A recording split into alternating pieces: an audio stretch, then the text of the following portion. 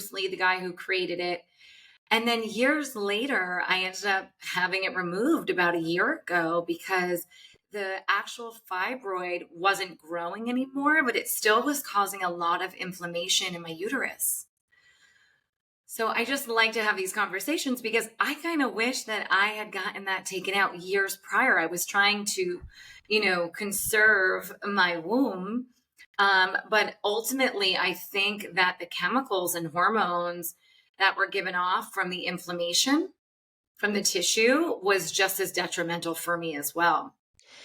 Yeah, unfortunately, I think fibroids in general kind of get very underplayed unless people have a uterus that's, really overtaken by them, and in some cases have to do a hysterectomy just to, really take care of that. But also the uterus has more blood vessels than any other part of our body.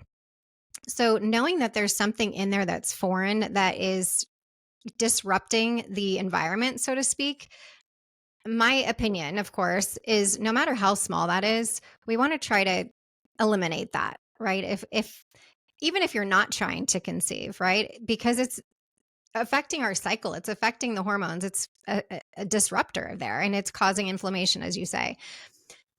A lot of doctors, I think, shy away from pointing them to what I did, which was a gynecological oncologist, which, for anybody who doesn't know, is a cancer doctor that specializes in those areas for women.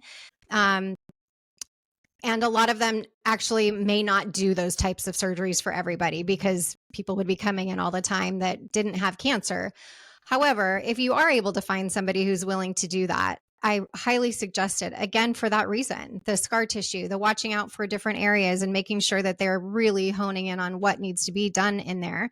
Not to say that there aren't regular gynecologists that have done many, many surgeries to remove fibroids, of course, but they have a different specialty.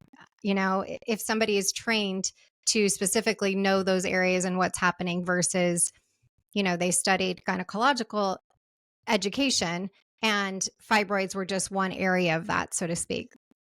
So I would do some digging on doctors and what options you have to get those removed, and go with your gut. If something's telling you it doesn't feel right or something's just off, follow that.